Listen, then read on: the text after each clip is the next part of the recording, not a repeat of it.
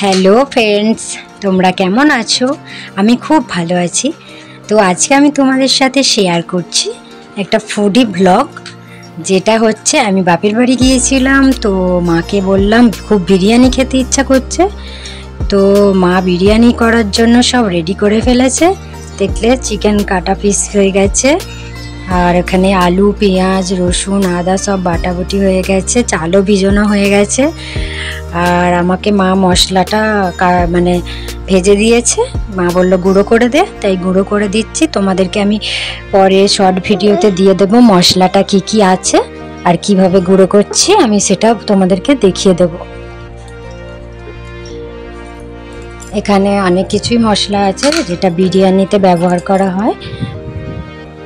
এটা অ্যাকচুয়ালি বাড়িতে তৈরি হোমমেড বিরিয়ানি মশলা।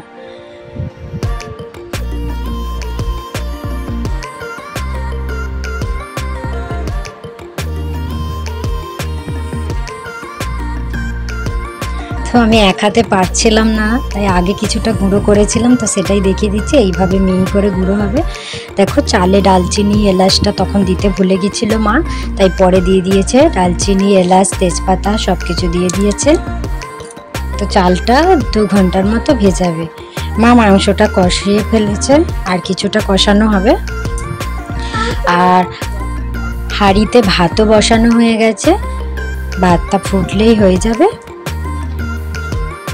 তো ভাত হয়ে গেছে, মা ফ্যান গড়িয়ে ভাতটা ঢেলে দিয়েছে। আর এখানে মাংস কষাটাও হয়ে গেছে, চিকেন কষা। আর এখানে বিরিয়ানিতে দেওয়ার জন্য দুধ রেডি হয়ে গেছে, এতে জাফরান দিয়ে দিলেই হয়ে যাবে। স্যালাডও কুচোনো হয়ে গেছে। তো মায়ের বিরিয়ানি মিক্সিংও হয়ে গেছে, লেয়ার বিরিয়ানি হয়ে গেছে। তো এবার আমাদের খাওয়ার পালা। তো মা পরিবেশন করছে।